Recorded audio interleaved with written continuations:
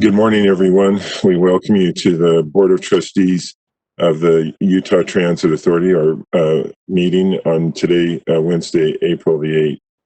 We are doing this by a remote meeting. There's no anchor location, and so we appreciate your patience as we work through some of the technical challenges associated with that. And a number of our presenters today will likewise be through our WebEx session and as you're viewing it live through our YouTube channel. We would excuse what is normally our usual tradition of doing the Pledge of Allegiance, since our circumstances wouldn't allow us to do that in as respectful way as we would like. We still honor our nation's circumstances, certainly our nation, and our minds are with those who are struggling and the challenges, both physically and emotionally, and certainly economically as we go forward. And we're appreciative of that. And so for the time being, as we do this type of meeting, we'll forego repeating the Pledge of Allegiance. We'll begin, however, our meeting with our Safety First Minute, and we'll turn time over to our Safety Director, Sheldon Shaw. Sheldon, good morning. Good morning, Chair, Trustees. I appreciate the opportunity, as always. And I want to remind everyone of our shared responsibility to flatten the curve and slow the spread of COVID-19. And this meeting this morning is a great example of conducting essential business, but using technology to help us social distance and do it responsibly. The three signs that we should all be aware of, make sure that we're not exhibiting or friends or family or coworkers, are that if you have a fever of greater than 100, if you have a new or worsening cough, if you have a new or worsening condition where you have difficulty breathing, those are all signs of concern, and you need to get a hold of your healthcare provider and make sure you're maintaining distance from others. Appreciate the opportunity, Chair. Thank you, Sheldon. Our first order of business is a resolution authorizing electronic meetings for the duration of the governor's executive order to accommodate the circumstances that I previously presented, and allowing us to alter from our usual mode of doing meetings. I'm not aware of any discussion from either of my colleagues. Kent or Beth, do you have any concerns? No, I think we need to move forward with this. Okay. I agree. With that, I'll entertain a motion to that end. Mr. Chair, I'd like to make a motion that we approve the resolution R 2020-04-01, authorizing electronic meetings for the duration of the governor's executive order. I'll second that motion. I have a motion from Beth, seconded by Kent. I'll ask for a roll call. Chair Christensen. Aye. Trustee Holbrook. Aye. Trustee Millington. Aye. The vote is unanimous. Thank you. Okay. Thank you. Our next item of business up is our consent agenda, which includes minutes from our March 25th and March 27th board meeting. So ask for a motion on the consent agenda. I move that we approve the consent agenda for the two board meeting minutes. I'll second. Motion by Kent, seconded by Beth. All in favor, say aye. Aye. Aye. Any opposed? That motion passes. We'll next then go to our agency report from our executive director, Carolyn Goodnott. Good morning, Carolyn. Welcome. Good morning. Welcome. There's a few items we're going to talk about, but they would all be combined. So as the COVID-19 pandemic situation continues, UTA continues to emphasize the safety of our riders and the employees. We're monitoring this situation constantly, and UTA leadership meets daily to review the latest information and recommendations from state and federal health experts.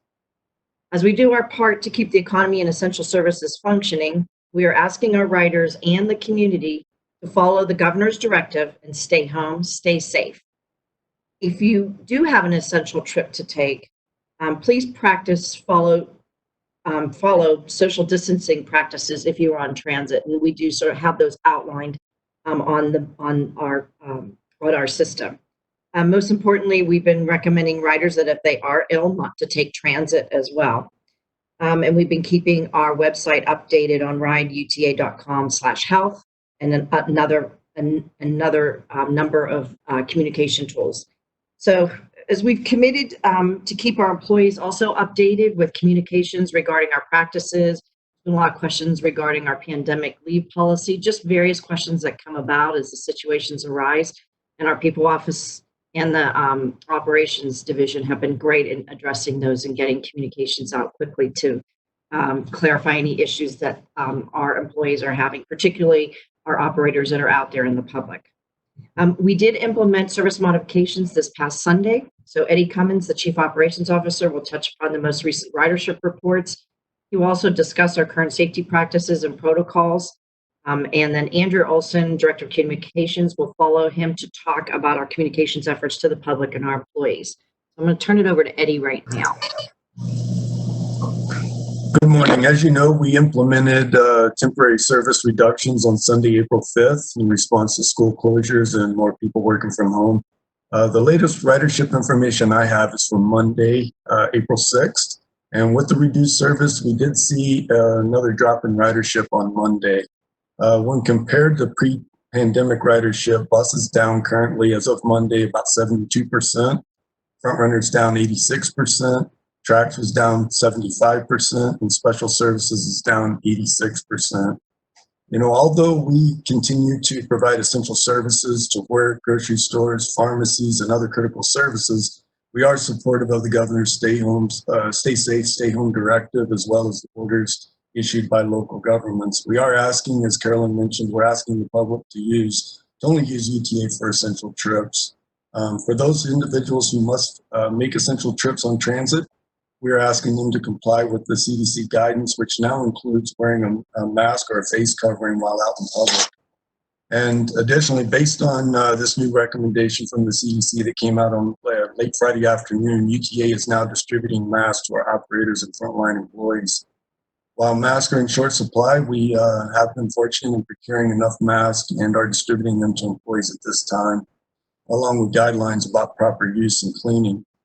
In addition to distributing masks, we are continuing with our daily disinfecting of vehicles, stations, and facilities. And we're also currently working on procuring a contractor to disinfect in-service vehicles at major hub locations. That pretty much concludes my report, but before I wrap this thing up, I really want to take an opportunity to thank our awesome workforce. Our people continue to show up every day and provide essential services to the communities we serve. As you can tell, I'm very proud to be a part of this incredible team.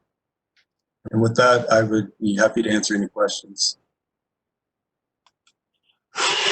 Eddie, I know this is probably hard to gauge, but how do you feel morale is amongst the employees? And do they, I mean, obviously they're cautioned and concerned, but do you feel like morale is at least stable? I do feel like morale is stable. I saw a report yesterday just from a few operators, and I think people are proud of the service that they're providing. I think morale's good. Obviously, there's concerns, and there's a right to be concerned about what's going on, and I think everybody's trying to do all the right things. But overall, I would say that morale is stable at this time. Eddie, I just wanted to say thanks for stating all of this yet again. I had an experience on the bus last week with one of the operators who had a mask and he had gloves, and pointed out that the new yellow line is 6 feet back, and was, like you said, he was pretty positive overall and really just tried to be helpful and was very much appreciated. So thank you. And thanks to the operators as well. Welcome. Thank you.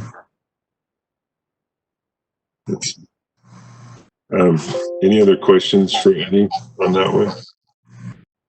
Okay.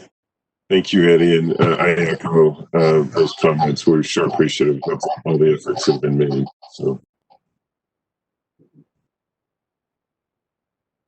Carolyn, Yeah, I'd like Andrea Olson will talk about a little bit about the communication strategy we had in getting out to our writers and the public, and as well as some of what we're doing for the employees. Andrea?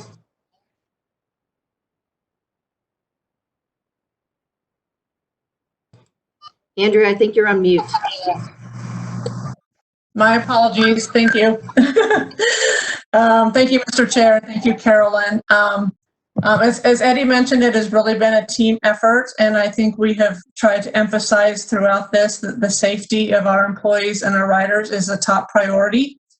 Carolyn mentioned our website, rideuta.com/health, where we have been providing daily updates on everything we're doing with regard to cleaning and disinfecting, but also with respect to social distancing.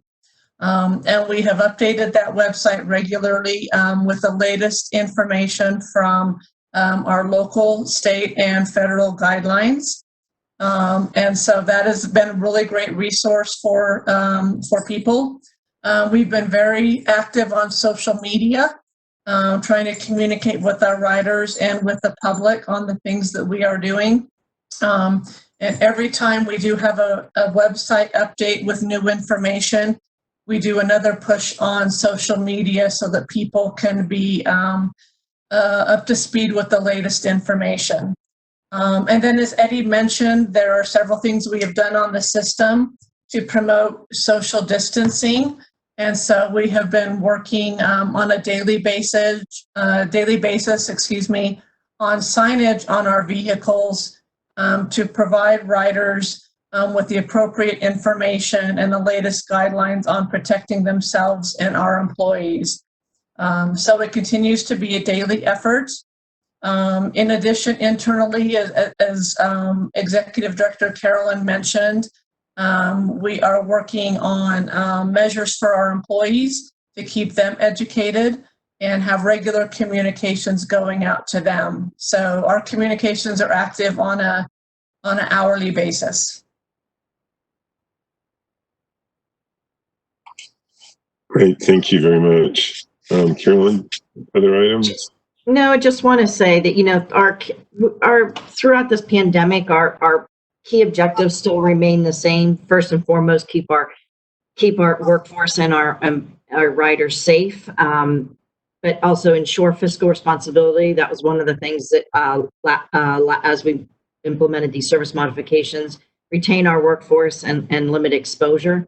And I think we continue to move forward. The team is doing great. Everybody throughout the agency really has been working hard at continuing to put service on the street. And I just want to, as Eddie said and echo, I'm just really proud of our entire workforce here and the leadership team and everything that's going on.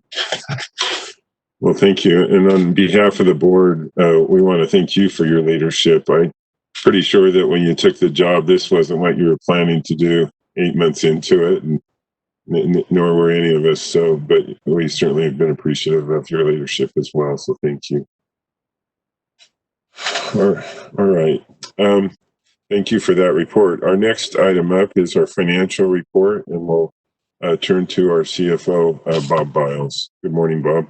Thank you. Good morning. I'll present the February report. I think we all need to understand that these numbers are going to change dramatically in the very near future, but we'll look at April and move forward. So if you go to the dashboard, we'll take a look at that. It's all green. I expect in March some of those will start turning red on a monthly basis, but our sales tax through the end of March 31st, we were positive, and as you can see the red line, we were actually seeing 6 month year over year up in the almost 10% range growth before the changes that have happened in the last 4 weeks. As far as year to date sales tax, we were positive, obviously, because of that growth. Fair revenue, we were a little bit above our projections. That'll probably be the first thing that will change in our March report, since ridership is down quite a bit and has been down. We've seen that our cash collections are also down on fare revenue. Don't quite have the March 31st numbers yet, but that'll be the first one affected. And of course, that'll be offset by the CARES Act funding that comes to UTA to help offset our revenue losses. At this point, we don't have a really good estimate of how much that might be this year, but those are two of our major revenues that will be affected. As far as operating expense, we were $4.5 million under through the end of February. We'll see what service changes do to increase those savings. That'll be offset a little bit by some of the expenses that we have to take care of our employees and our customers and the various disinfecting, mask, other things that we're doing.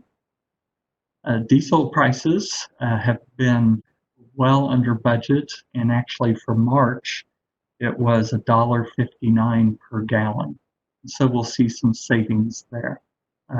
Ridership was actually ahead year over year at the end of February. Questions on the dashboard before we move on to looking at sales tax collections? Any questions from the board for Bob on those? If not, let's go to sales tax collection. Bob, I do have, go back one slide if you would. The year-to-date sales tax reflects the February actual. Should that have been including January as well? That is a good question. That should be through March 31st, so that should just be 1 month. It should be just January actual. So I think it's only 1 month. Okay. Which is why Thank you. the same. Yeah, what we do in the sales tax, we show the actual collections. In the financial statements, you'll see the accruals. So we actually do an accrual basis there. So if you look at the financial statements and compare it to the dashboard, there are differences. All right, thank you. We think it's more important to show the actual there. So here's the sales tax collections through March 31st, 12 months to 12-month comparison. And again, you can see the 12-month growth overall was 6.7% heading into the coronavirus pandemic. We won't be able to see what happens. Our March sales tax will probably be the first indication of what we may see. We won't have that number until May. We're talking with the state to see if we can get some earlier information so we can get it to the board and to the executive team so we can react appropriately. Head on over to the expense, and I'm just going to touch on a few of these. There haven't been a lot of changes. Maintenance of way, we're showing about $100,000 over budget. That's mainly due to parts. That's $107,000. We expect that to right itself as we go along here. All the other variances by mode are positive. Go to the next slide. We'll look at it by chief officer. All the chief officers are positive. With the executive director, it's IT contracts, that's $1 million, and then our contingency of $500,000. In operating, each of the operating units are having favorable variances right now. And so contributing to all that. There's not any one operation that stands out. They're all doing a good job. And if you go to the variance by type, the last slide, the one that's negative is the parts warranty. Parts, we were $450,000 over budget, but warranty offset that by about $400,000. That's a quick perusal of the February financial statements. Again, these are going to change fairly dramatically as we move forward.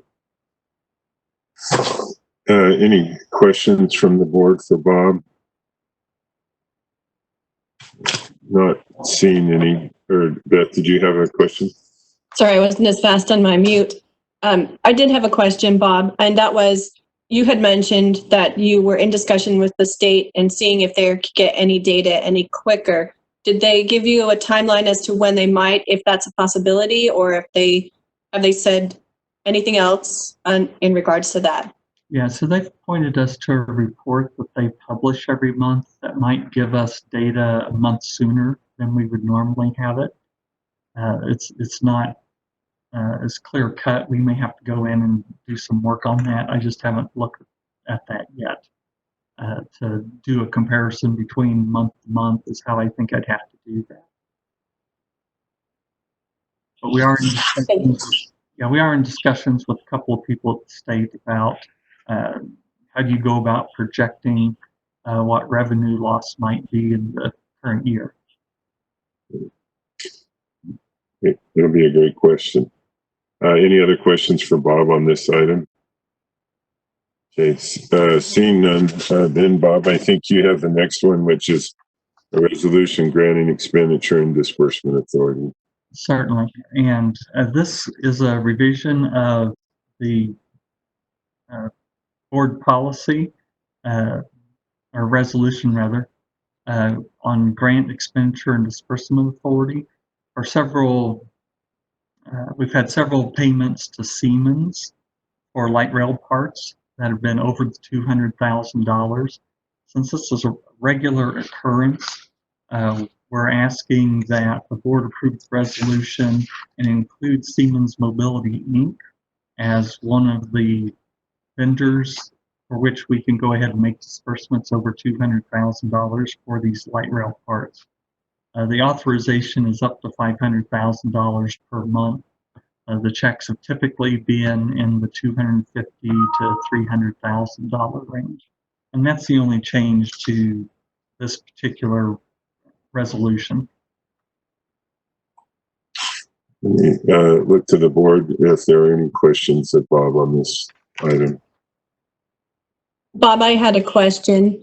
You said that that you were going to raise it to $500,000. Are there any checks that do get over that, or are the bulk of them in the $200,000 to $300,000 range? Thus far, they've been in the $200,000 to $300,000 range. And what we've tried to do when setting the maximums is, trying to look ahead and what do we think could be possible.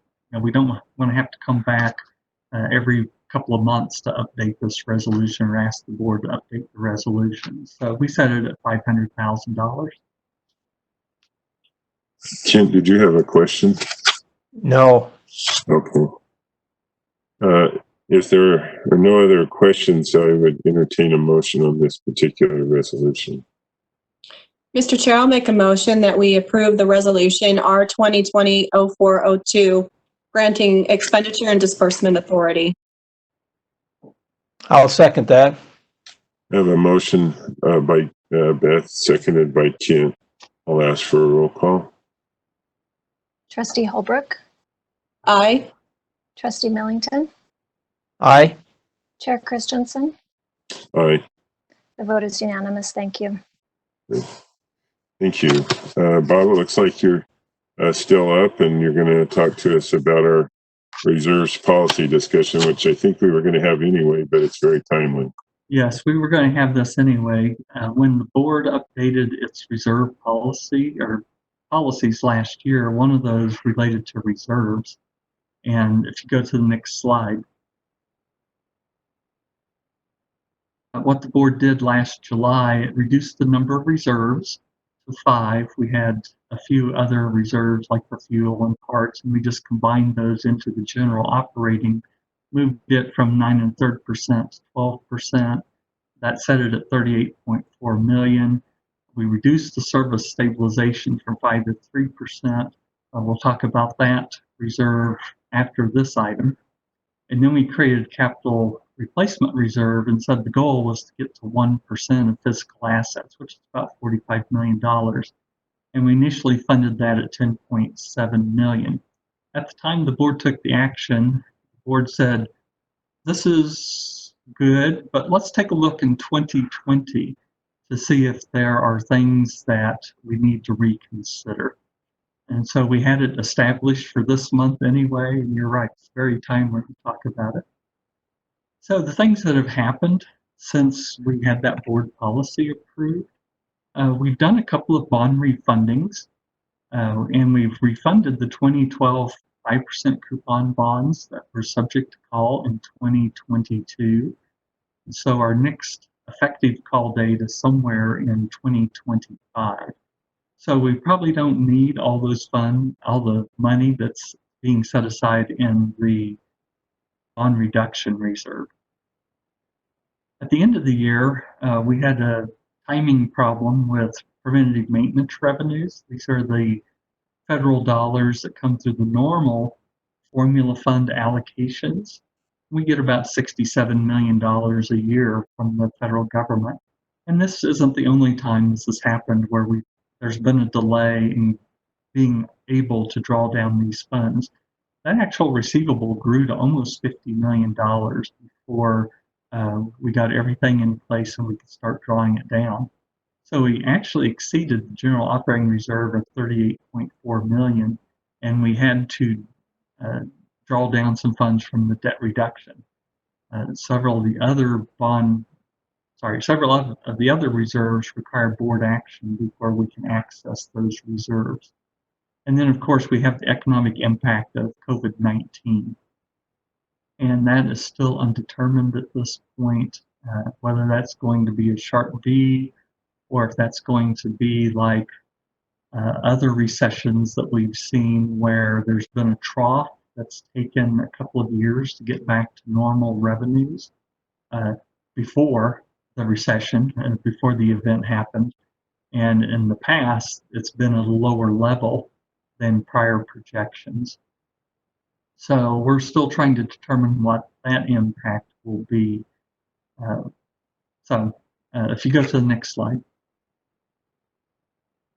So again, on debt reduction reserve, we'd anticipated we'd call bonds in 2022. We've refunded those bonds. The next call date's 2025. And so in that particular fund, we had $71 million at the end of last year. And remember, these are the savings from prior refundings. And our 2020 budget included $16.1 million going into that fund. So about $87.4 million at where we intended to be at the end of this year. If you go to the next slide. As far as recommendations, it's really to reallocate some of that debt reduction reserve and to increase the general operating to at least 18%.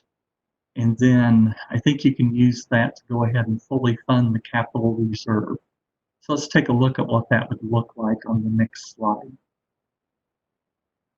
So what that would do is on general operating, taking up from 12 to 18% would take that from what we anticipated at the end of this year to from 38.4 million to 57.6 million approximately. We'd leave the service stabilization fund alone for now. So that would stay around 9.6 million. The other big change would be capital replacement, moving from the 10.7 to the $45 million level. And then the change is really in the debt reduction and reducing that and still keeping $30 million in there. There is a $3.9 million difference in those reserve totals, and that would just fall into our undesignated ending balance. That would help us as we look at our long-term forecast also. So that's the first part of the discussion and a recommendation. Now, I also want to say that the policy right now calls for 12%. The board policy calls for 12%, but right below that, the next provision says you can put more in if you want to.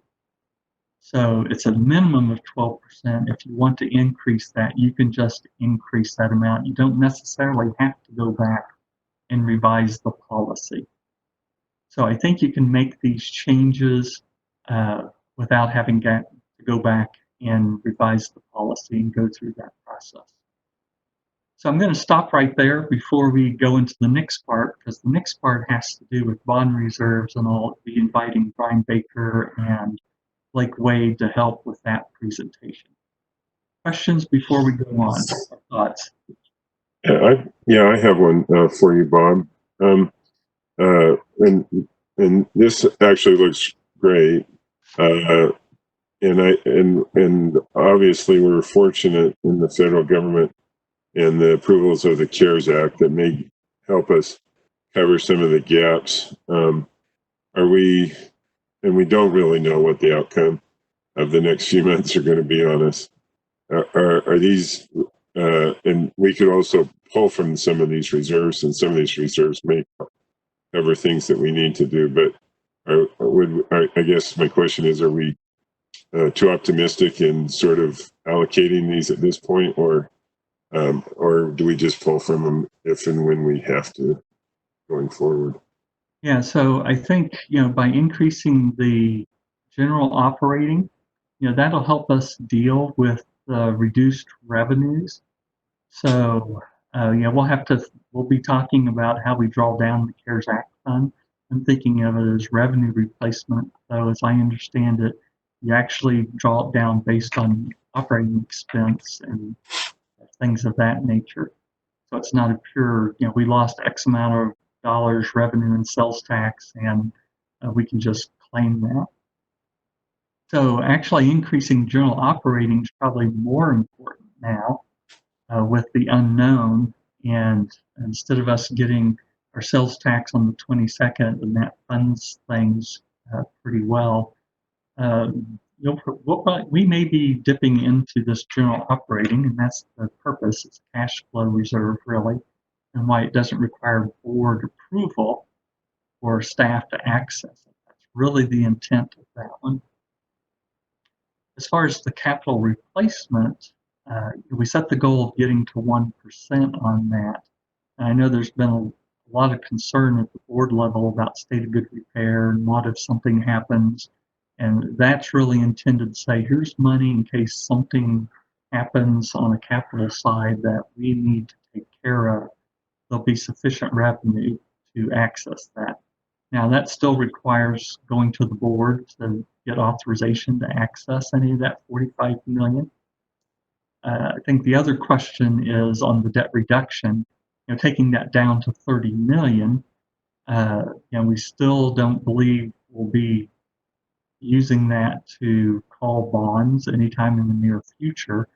Could have recommended that go into general operating and even increase it by more. But I think it's wise to just go ahead and leave it there for now.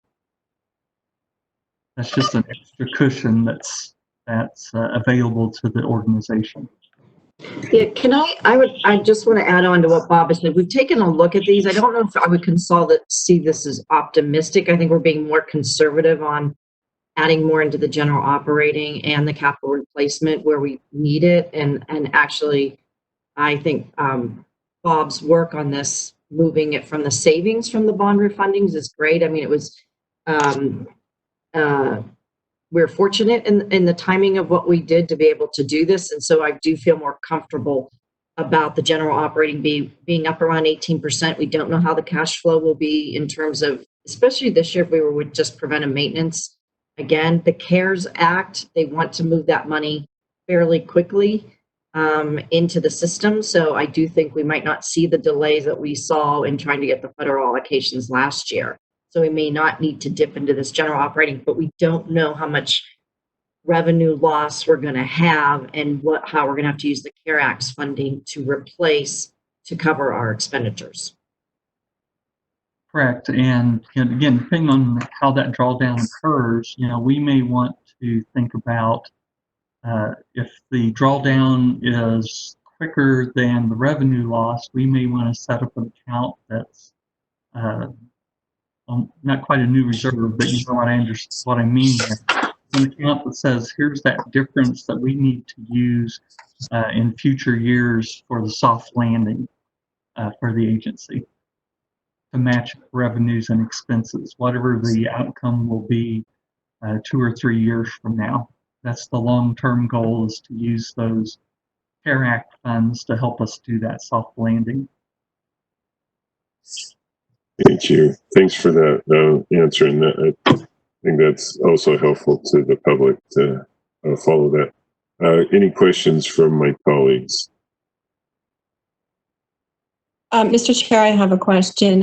Carolyn or Bob, what has there been any more definitions and dates or timelines for the CARES Act to be implemented, and maybe any other requirements that could come with that as a result? Do you have any more data yet, or are they still trying to navigate that? I do, Bobby, you can answer too, but they are going to be moving faster. They have us already in the ability to get into the system to create the agreements we need to do the drawdowns. I do think it's going to move fairly quickly. Our grant staff is already on it. It does allow us to cover expenditures all the way back to January 2020.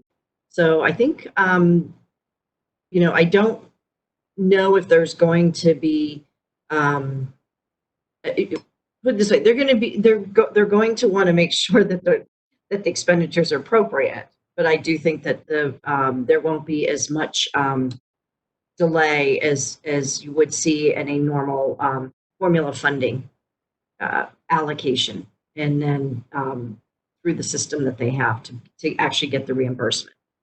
Bob, do you want to add anything on? Yeah, a couple other things, or at least one other thing to think about. There's also, because there's a disaster declaration, there's also some FEMA funds that may be available. So we'll be thinking about how to separate out expenditures that are FEMA eligible and those that are CARE Act eligible, to make sure that we put those expenses into the appropriate pot for reimbursement.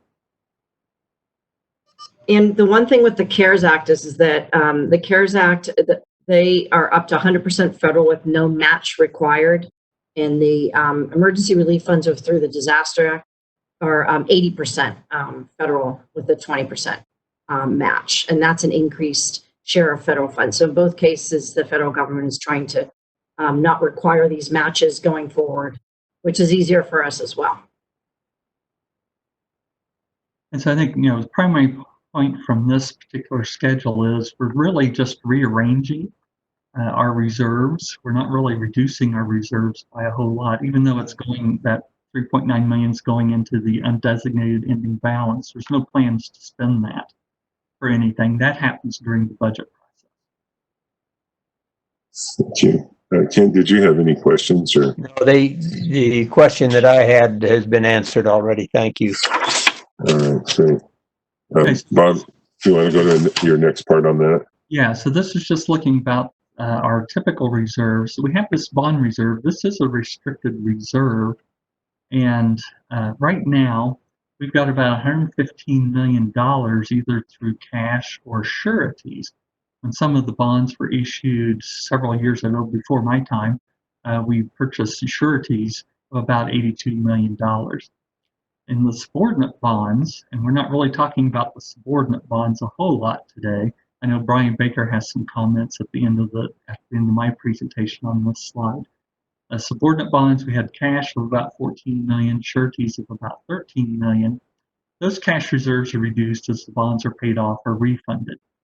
We really want to talk about senior bonds, and it goes back to a 2015 bond reserve requirement. It's really the 10th supplement to that bond issue. And it said we had to reserve about 19.2 million in cash and have 26.6 million of sureties. Well, we obviously have more sureties than 26.2 million. And so what we'll want to talk to the board about is there a way to use those sureties to substitute for the cash on that.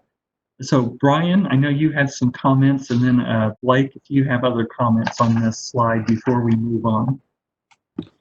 Yeah, a couple things that I was going to mention. So with that senior bond cash reserve of 19.2 million, we've had preliminary discussions with the entities that have provided the surety bond policies, and they would, because there's one surety bond policy that's for $46 million that is actually more than the total requirement for reserves on those senior bonds. And they would be okay conceptually with us removing the cash and just using their surety policy in that place. And so essentially for no cost or for minimal cost, if the board wanted to move in that direction, we could look at taking that 19.2 million out. It originally was put there to give bond investors comfort. Subsequently, in 2015, we actually amended your indenture such that you no longer put a reserve of any kind on your senior bonds, and the investors are totally fine with that. The ratings on your senior bonds that don't have a reserve are the same as the ratings on your bonds that do have a reserve. And so we really feel like if you wanted to, that 19.2 million could be freed up. And I think Blake will address kind of procedurally what might have to happen with the resolution there. The other thing I wanted to just bring up quickly, the subordinate bonds, that 14 million in cash, for the subordinate debt, those are specifically assigned to individual bond issues. And so there's about 3.8 million that goes with the remaining 2012 bonds. And so if we ever got to where we could refinance those 4% coupon 2012 bonds, which we think could happen in the next little while, we're looking at things as rates continue to come down, and now that the market is settling somewhat. By the way, you sold your refunding just before this all happened at approximately the perfect time, because you sold at rates that were really, really solid. And then over the next couple days, rates fell apart a lot more, and we thought, oh man, I wonder if we missed it. But a couple days after your sale, the market was essentially shut down because things had become so illiquid and things were changing so fast in the market that nobody was selling bonds, and more importantly, investors were sitting on their hands and not wanting to buy bonds. So that was great timing. But the other part of that cash reserve on the subordinate bonds goes to your 2010 Build America bond issue. Now, those bonds have a call provision that makes it so they will likely never be refinanced, and they will be outstanding for the next 20 years. But there's about $10.1 million in that cash reserve that could be replaced with a surety bond. But because the surety bond in this case has to be specific to that debt issuance, what if the board wanted to look at that, we'd approach one of the two bond insurance companies, and the fees that they are charging to substitute an insurance policy in place of that cash reserve range between 1 and 1.5%. And so it's just a mathematical question that the board could look at, and I know Bob's given a little thought to, but that for $100,000 to $150,000, you could free that $10.1 million that's sitting there in that cash reserve. And again, maybe Blake should address kind of what might need to happen on the legal side with that.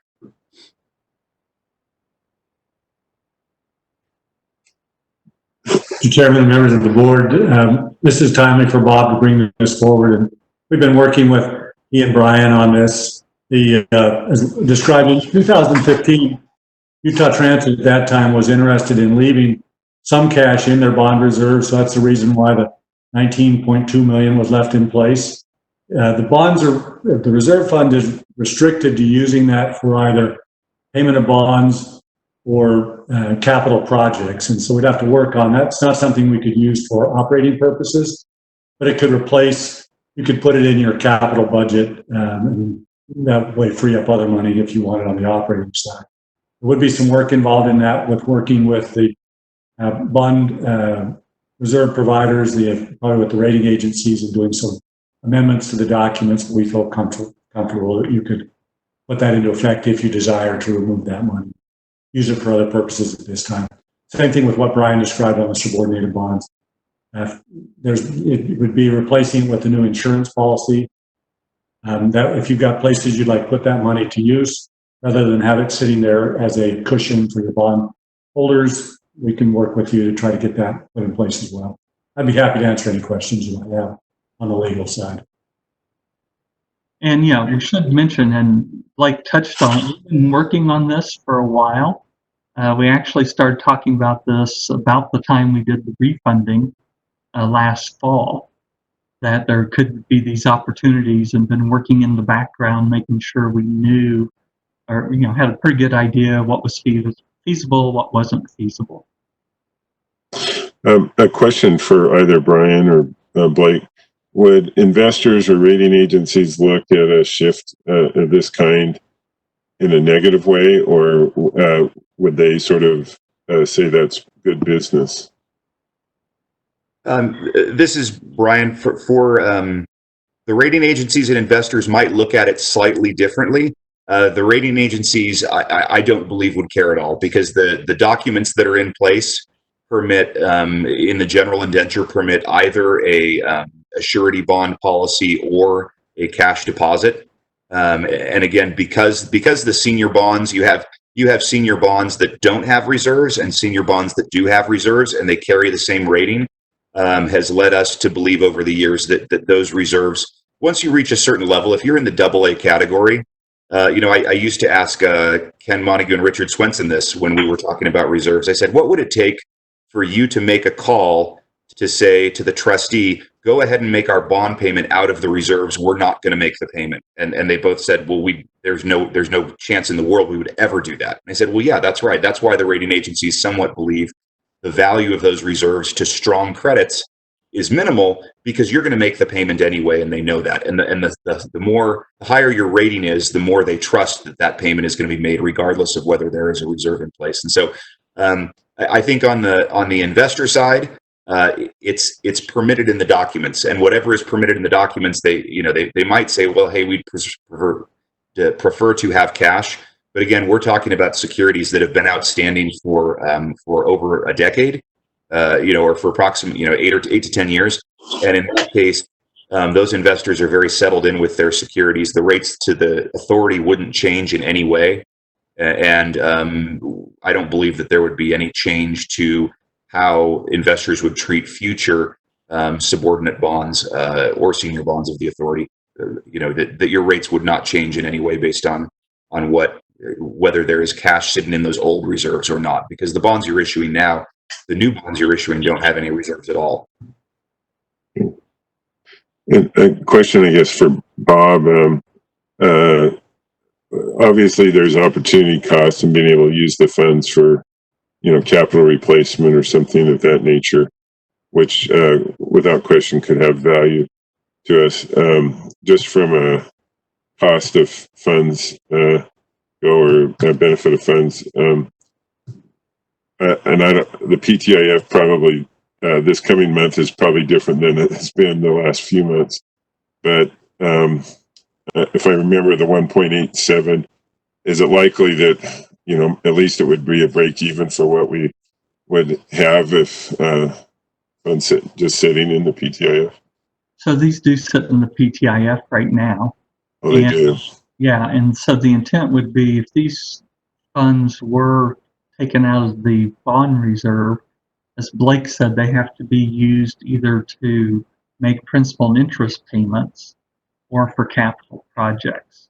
My initial intent would be to use it to substitute for principal and interest payments that we already have coming out of our current year revenue. So you would use this instead of the current year revenue, and in essence, it would just increase our general reserves. So from the bond reserve to general reserves. Okay. Thank you for that clarification. Questions from my colleagues? Well, I have one question. Are you suggesting that we move ahead with this, or is this just in case we need to use that cash reserve, that would be a place that we would find it? Yes, let's go to the next slide, because we do have some options, and we actually have some recommendations. So there's a couple of ways, as we were looking at this, to take care of the senior bonds, and Blake can talk about this more. You'd have to amend the 10th supplemental agreement to increase the surety amount and decrease the cash amount, or you could just take the money out as principals paid. And here's what that revenue stream would look like. So about $4 million this year, $750,000 next year, then $3 million in both of 22 and 23, and so on and so forth until that comes out. And then the other options maintain the current cash level. And then down here you see the note that we would probably use the money that came out of these reserves to make principal and interest payments, though it could be used for capital projects. Again, my thought would be use it for principal and interest. So if you go to the last slide, our recommendations were to pursue using sureties to fill the senior bond reserve requirement. And Brian brought up the subordinate surety also. and we could pursue that, purchasing a surety for that and freeing up another $10 million. And then the recommendation would be use the cash to make principal and interest payments and substituting for the other revenues that would typically be used to make those. The net effect is you're moving it from bond reserves to general reserves. So those principal and interest payments would be over a period of time, not very soon then. It would probably be this year's principal and interest payments. The senior bonds have some pretty good annual payments on them. I don't know the amount off the top of my head, but I think we could use all of those to make the current year payments. And then again, just. But there would be some additional cost for the surety to be put into place to replace the cash reserves? Correct. So if it's a $10 million that were brought over and it costs, say, $150,000, sure, we would take that $10 million and invest it, and then see, it's just a calculation. Does it make sense to do that? Sure. Okay. Thank you. We would do that calculation and come back to the board. Brian just brought that idea up yesterday, so that's why it wasn't in the presentation. And so we're asking the board if it's okay to, if the board wants to pursue going with the sureties to fulfill the senior bond reserve requirements, and then using the cash to make principal and interest payments this year. We'll come back to that question. Beth, you had one though? I just did have one quick question, and you might have already answered it in a slightly different way, but I wanted to understand. So if we decide to go the route that is suggested, the utilizing the cash and reserves and keeping the sureties to cover, would that be done? When are the due dates for those payments? When would that all take effect if it's for this year? Sure. So our payments are June 15th. We actually have principal and interest on June 15th for some bonds, and then December 15th.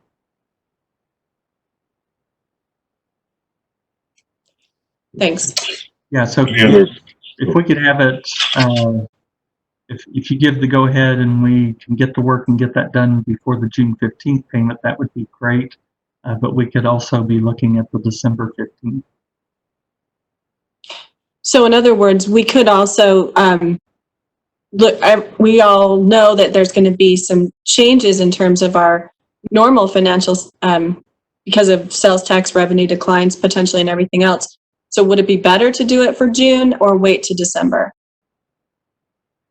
I don't know if it makes a difference as I'm thinking about it. The way the payments get funded is every month we send money to the trustee who holds that and then makes the payments. So whenever we accomplish this, what we would do would be talk to the trustee, the paying agent, and probably modify how much we have to pay out of regular funds every month to make this happen. So that's the way it would happen. It'd be through a reduction in our monthly payments to the trustee. And so whenever it's done, we could just start with the changes at the next. Any other questions from the board? I don't have any. So Bob, though it looks like I know it's not slated for action, but you maybe would look for some direction of whether or not we'd be open to that recommendation and maybe even modification as the issues analyzed even further. Is that correct? Blake, yes, that's correct. And Blake, let me ask a question. The amendment of the supplement, that would have to come to the board? That would. That is correct. So when the final decision is made, we could bring this to the board. We also, depending on, as Brian mentioned, there may be some new opportunities for reducing your debt service with an additional refunding. If you elected to do that, we could also bring the amendment to you at the same time that you did that. So one way or another, we could get the amendment before the board to have that approved. Once we've worked things out with the surety providers and rating agencies and whatever we need to do. Let me just then look to my colleagues. Ken, would you be supportive of taking this a little further? Absolutely. I think we need to be as flexible as we can be in our finances going forward. I agree. I concur. The same. All right. Yep. Well, Bob, we'll look to maybe having something come back on a future board agenda, and appreciate you and your team's work, and both Blake and Brian for their contribution as well. So thank you very much. Then next. We'll get to work. Mr. Chair, with that, Brian and I will sign off at that unless you need to spoke. All right. Sounds great. Thank you both for joining us today. Thank you. Thank you. Our next item up is a resolution approving the use of the authority's Service Sustainability Fund in light of the national and state declarations of emergency regarding the novel coronavirus or COVID-19 outbreak. Bob, is there further discussion? Or? Certainly. So this is the reserve that is set up specifically for this purpose, that when a disruption happens to our revenue stream, this reserve is there to help us to maintain service. So we prepared this item before the CARES Act happened, but we think this will still be useful to allow staff to access this if needed to work through this emergency period. And the way it works is the board gives approval through the resolution, and then if we do access this money, the chief financial officer is required to provide to the board a plan to fully fund this reserve again within 60 months, with the first payment having to start no later than 24 months after we take funds out of here. And so again, this is the specific reason we have this reserve. We've never used it since it was established, but this is the time, I think. Any questions? Any questions, Ken? No, I don't have any questions. Okay. Make a motion that we approve resolution 2020-04-03, approving the use of the authority's Service Sustainability Fund in light of this emergency that we're going through right now with COVID-19. Second. Motion by Kent, seconded by Beth on the resolution. I'll ask for a roll call. Trustee Holbrook. Aye. Trustee Millington. Aye. Chair Christensen. Aye. The vote is unanimous. Thank you. Thank you, Bob. Next item up is contracts, disbursements, and grants. And we'll turn to Mary Delaretto, our Chief Service Officer. Mary, good morning. Good morning. Can you hear me okay? Yes. Okay, so we have several grant opportunities that we're bringing to you today. The first one is better utilizing investments to leverage development, better known as the BUILD grant. And that's a U.S. Department of Transportation grant. And the purpose of the BUILD funds are for surface transportation, both planning and infrastructure projects that will have a significant local or regional impact. So today we're bringing you a planning one, and then in a few weeks, we'll hopefully be bringing you another one for infrastructure improvements under that same grant program. So this grant is for the Point of the Mountain project. Right now, we're doing an alternatives analysis to find the best transit alternatives to serve that site. Our legislature has prioritized the transit for this Point of the Mountain site. They want to look for a world-class transit system. So right now we're in the middle of doing that alternatives analysis to find the locally preferred alternative to serve that area. The next step would be to do an environmental impact statement or some type of NEPA document for that project. And we do not have the funds to complete that. So we are looking for $4 million total, Of that, there would be a $3 million federal funds and $1 million of local funds to pay for that. Of the $1 million, we've already received $750,000. Well, we will be receiving a $750,000 appropriation from the Utah legislature. We would need another $250,000, and we would either try to find that through local partners, or it would have to be programmed in UTA's 2021 capital budget. Any questions about that grant opportunity? I don't have any. Ken? Yeah, Mary, so the grant application will be for $3 million then from the FTA?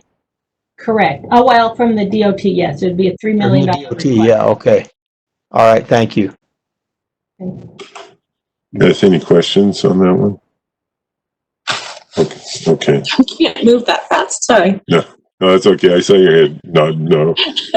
It's a universal language. Mary, go ahead. Okay, so the next opportunity is called the Safety Research and Demonstration Grant, which is for suicide prevention research and demonstration projects, and that's offered through the Federal Transit Administration. And this is to look at different research projects to help to improve operational safety of rail transit services, particularly projects, proposals to prevent and mitigate suicide and trespassing along the rail transit system. So for this, the project we are submitting is a research project that will use a radar, camera surveillance and detection system at select locations along our rail corridors.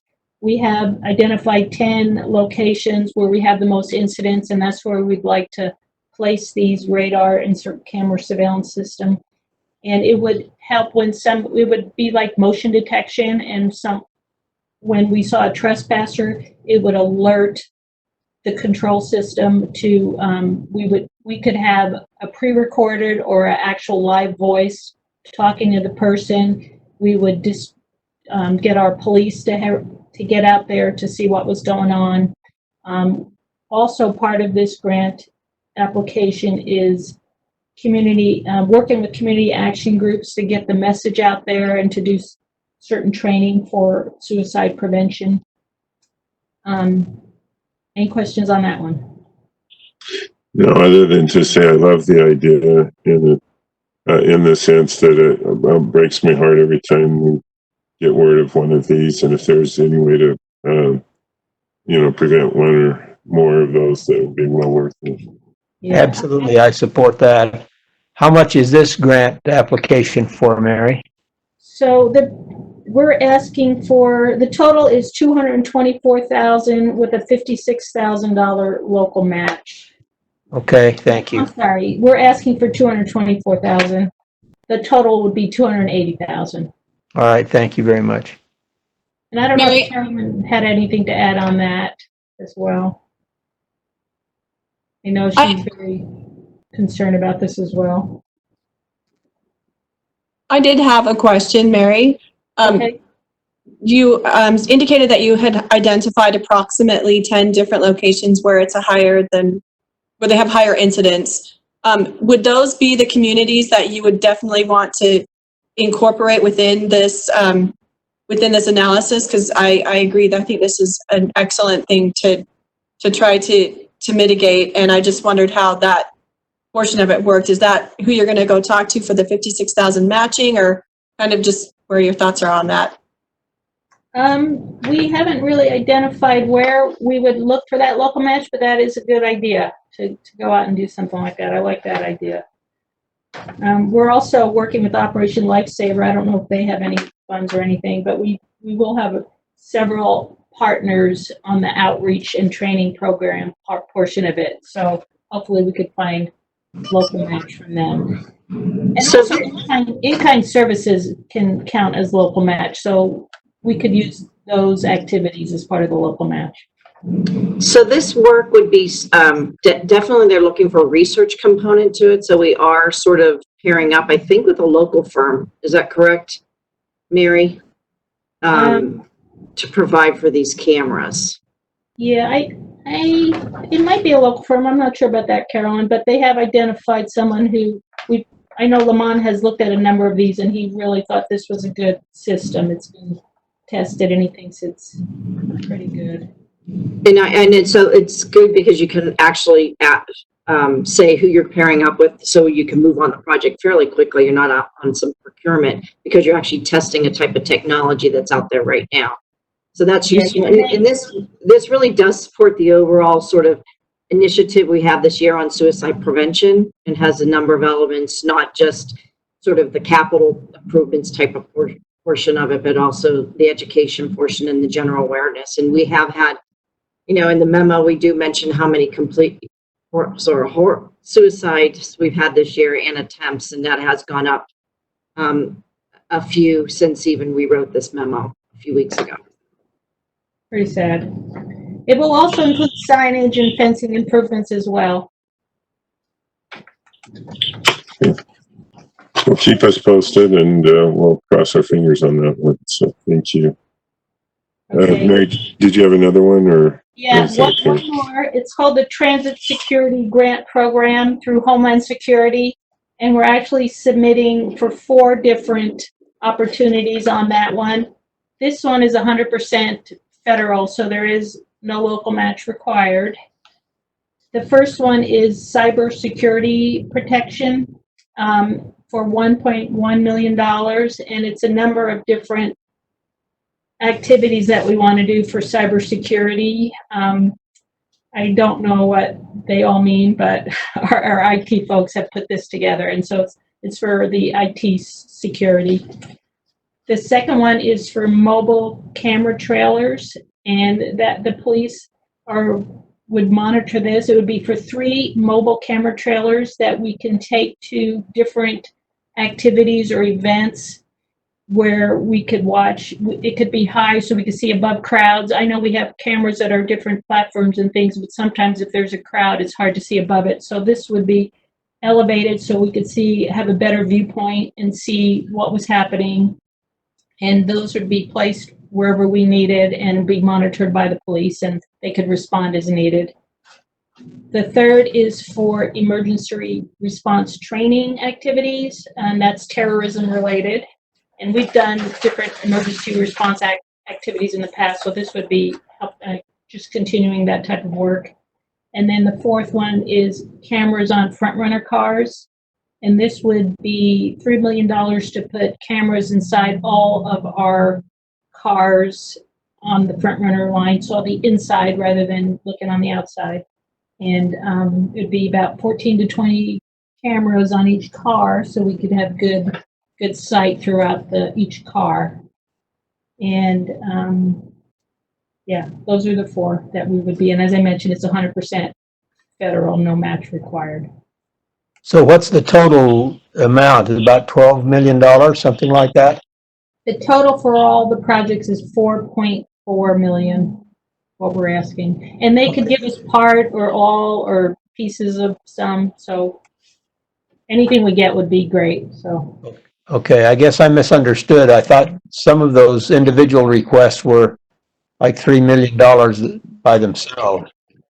Well, the cybersecurity is $1 million.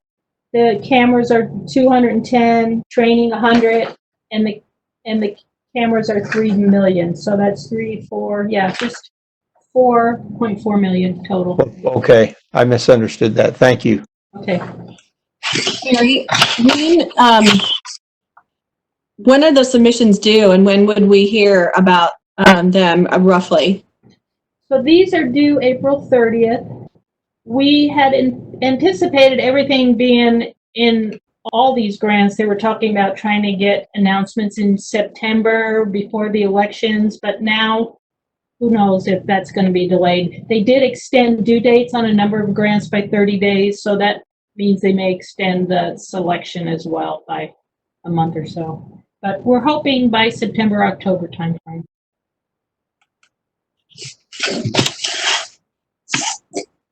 Mary, I think that's it. Is that right? That's all I had. Yep. Okay. And I don't sense any opposition to any of those grants, so we'll look for hopefully some good outcomes to those applications. Thank you. Very, very supportive of all of them. Thank you. Great, thanks. Great, thank you. Our item up next is a discussion item in regards to the South Salt Lake County Microtransit Pilot first quarter report. And I know that Nicole and Jaron and Andrea are all working on this. I'm not sure. Am I looking to you first, Nicole? Probably. Yes, thank you. Good morning. We're here to talk about the first quarter report on the on-demand pilot. I'm going to just give you kind of a rundown of the presentation today. With me is Jaron Roberts, who's overseeing the Micro Transit UTA On-Demand pilot program, and then Andrea Packer, who has been working with VIA on the communications portion and program throughout. Today, we're just going to first give you an overview of the first quarter report, and then also just give you kind of a summary of where we are in the current situation. In the first quarter, you're really going to see positive results and see that we were on track with the pilot and really moving in the right trajectory. But as we've heard today and as we've seen, our current situation has really jarred us all. But what you've seen in most of our modes, and as we've discussed the service at UTA, we are an essential service for our community, and also what we're going to see with our on-demand service as a pilot. The community has embraced a UTA on demand and is using this service for essential trips as well. So Jared's going to kind of just give you a summary of what's going on right now with this pilot program. And then at the end, you'll hear Andrea kind of talk about what our communications plans were, especially this was kind of new to VIA. We really dove in our branding model and working with them as a program, and then what we do today in our situation moving forward, and then thinking about how we come out of this COVID situation and think about moving forward along with UT with our on-demand, and see how we look at moving this program back into the system as a pilot and what kind of communication tools we use in PR and marketing. So I'm going to turn the time over to Jaron, and then we're available for questions later about what we're doing with our Service Choices program, other issues as we look at what this mode does as it incorporates into our system. So thank you for this time, and Jaron, I'll turn the time over to you. Great, thanks Nicole, and good morning trustees. I'm excited to talk about the success we've seen with the microtransit pilot over the past quarter up into the current situation we're in. As Nicole mentioned, we saw a lot of success during the first quarter of the pilot. To be clear about the quarter we're talking about, we launched in November of 2019 for a 12-month duration, so we'll go through November of 2020. But so the first quarter, as I talk about that performance period, is December, January, and February. So we're just slightly off from the normal calendar year as we talk about the first quarter performance. Would you go to the next slide, please? As a reminder of some of the goals that we've reached out or set as part of the pilot in this service is to improve overall transit ridership. We do want to improve mobility and enhance the customer experience. We're looking to provide first and last mile trips to transit station. As you know, we have 2 front runner stations and 5 track stations within the service area, and also to make sure that our customers have access to other important destinations within the service area as well. We also look to improve operational efficiencies with the service. And then we're looking, as Nicole mentioned, we're really gaining that public support for these types of services as we go out and test them within the community. If you'll advance this slide, please. So getting right into ridership for that first quarter, you can see by the end of quarter one, we carried just under 20,000 customers, which is really great for this first quarter performance. This doesn't actually technically include November, so we did actually surpass the 20,000 trip mark. Total waves, so waves are wheelchair accessible vehicles, so we're providing trips for people with disabilities, most likely in some sort of mobility device. We actually saw really high ridership during this first quarter.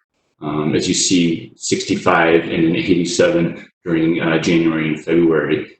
As we looked at other services across the country, we didn't see these type of ridership. So this really shows us that we're enhancing transportation for people with disabilities, and it's a really exciting part of the project to see that we're accomplishing that.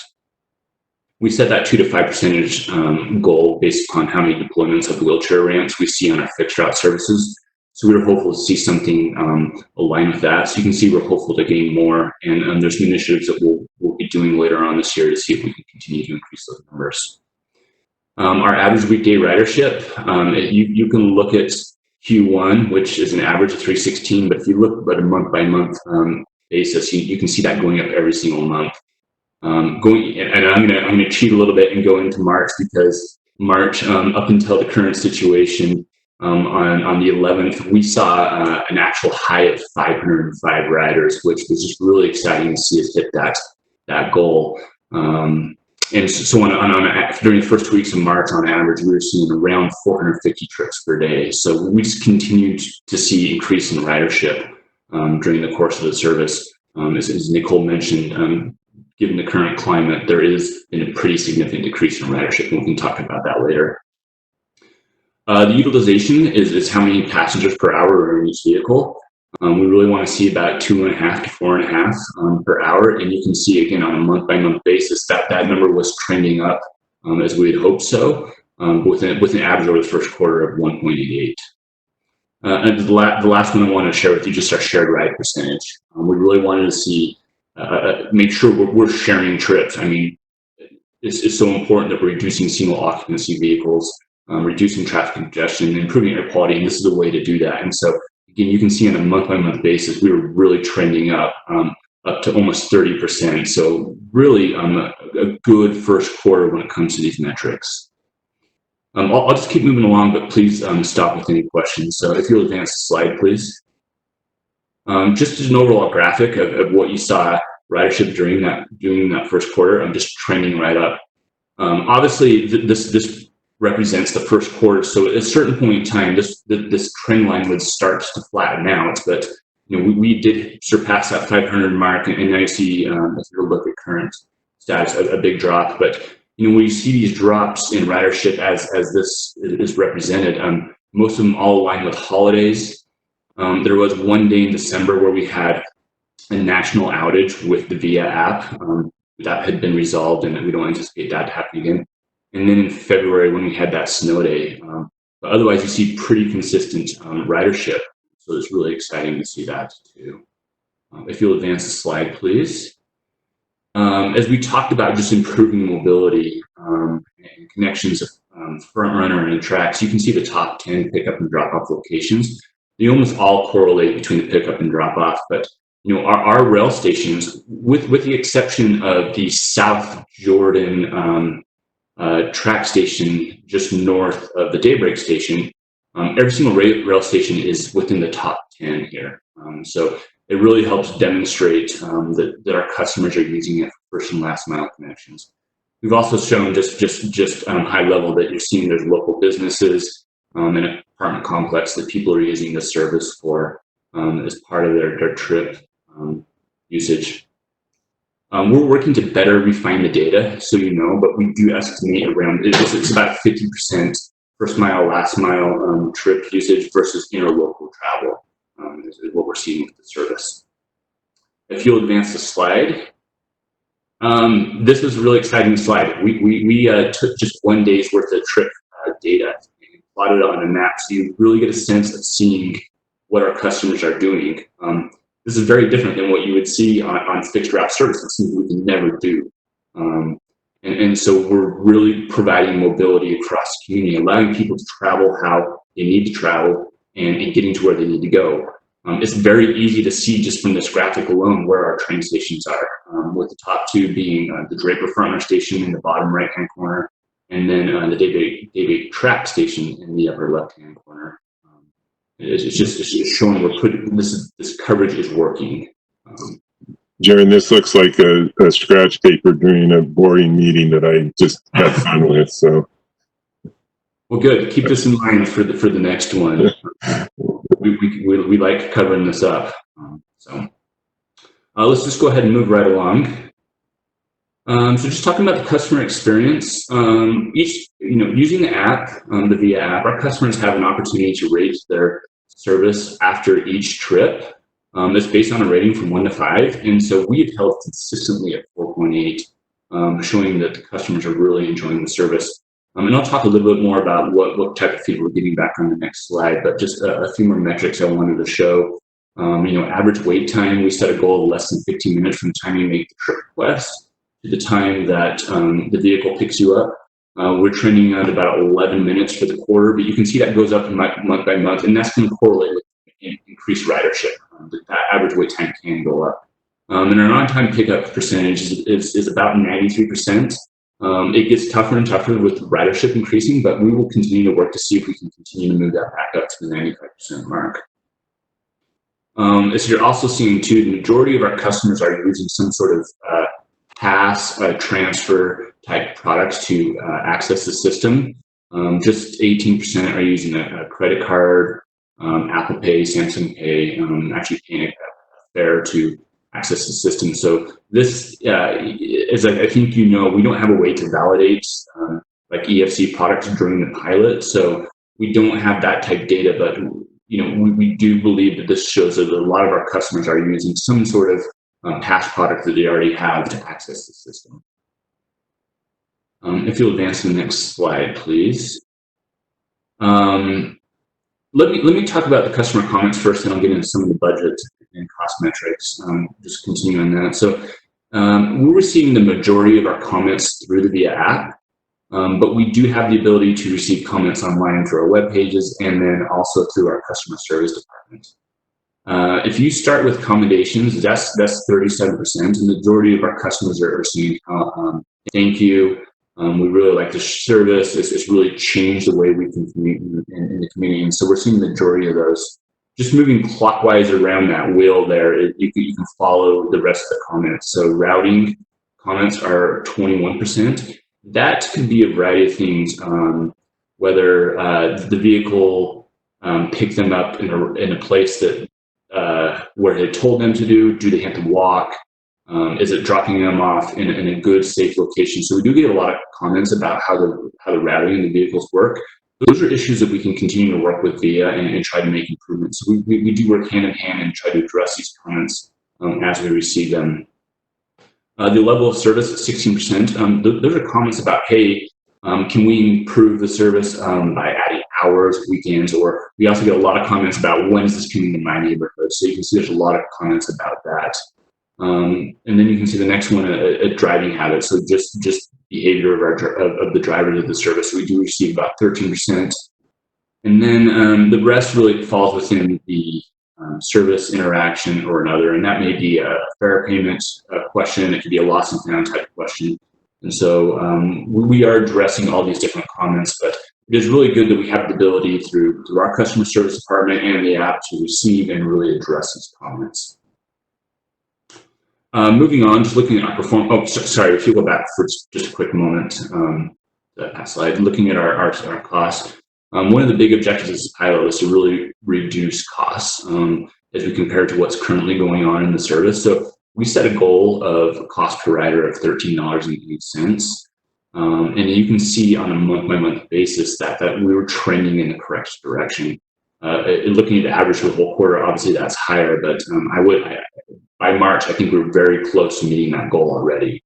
I should also be clear that this cost per rider is not our traditional investment per rider. So when we look at cost per rider, it's a fully allocated cost for the service outside of the marketing efforts. So it includes operating expenses and capital expenses for the vehicle. Additionally, we didn't subtract any fares received from this cost per rider. They're not that high, as you see that only 18% of riders are using a credit card type payment for the service. So with that being said, looking just Q1 budget, we are under budget and we'll continue to be under budget, especially as we go into this current situation with COVID-19. But one of the reasons we are under budget is that when we launched the service, we put all vehicles out there at all times of the hour, really trying to learn how the service operates, let the drivers get experience. And then the technology itself is very smart and adaptive. So we're able to really right-size the fleet based upon travel patterns and travel times. So we may see midday that ridership dips and we may not need all vehicles out there. We're actually able to pull those vehicles out and really find savings in the service. So we're very dynamic when it comes to putting vehicles in service and trying to be operationally efficient with the service. And so we'll just get better and better at that over time. And so that's why you're seeing that we're under budget mostly with that. Moving along. So again, we are running flex route service concurrently with the pilot. We're trying to just evaluate how people continue to usually use the flex routes versus the on-demand service. And so what you're seeing here is a year-over-year comparison of the flex route service and including the microtransit service on top of that. So the upper blue line, excuse me, is the flex route ridership last year over this time period. The orange line would be the same time period, and you can see we're about a 28% drop in ridership year over year. The black line is the microtransit ridership. You see what you're seeing is by February, we're actually matching ridership on the flex routes as we're doing on the microtransit service. And so there's numerous efforts we're doing to help continue to educate our customers about the new service, but we do have work to do as we continue to help customers who are using the flex route utilize the new microtransit service as their options. Moving along, I think we can pass this slide over to Andrea. I'd just like to say thank you to her and her team. They've been tremendous help and partner in this project to go out and promote and market this program. So thank you, Jaron. Are there any questions for Jaron before I go into the marketing and promotions? And I have a few slides after this, so did anyone want to wait? Can get back into that? Yeah. Yeah, we'll come back to him. Go ahead.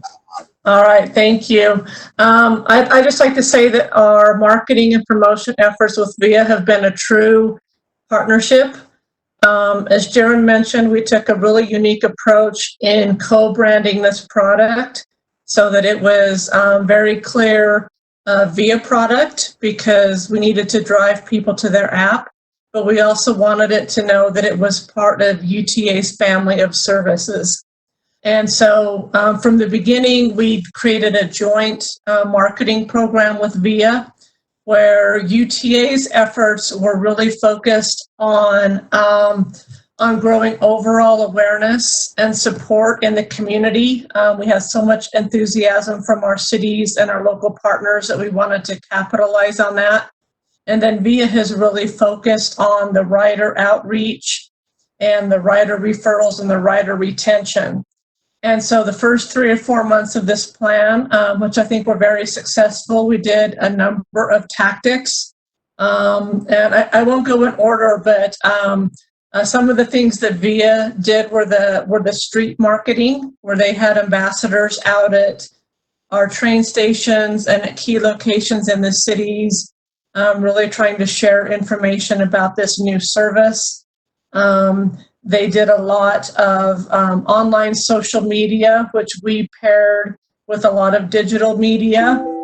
All because of this unique community, we did do some advertising in the local city journals out in the south part of the valley. And we did some direct mail to households in the area. So the joint plan really had a lot of combined tactics. But I think one of the unique things that we saw through this, which is at the top of the slide, is the organic growth.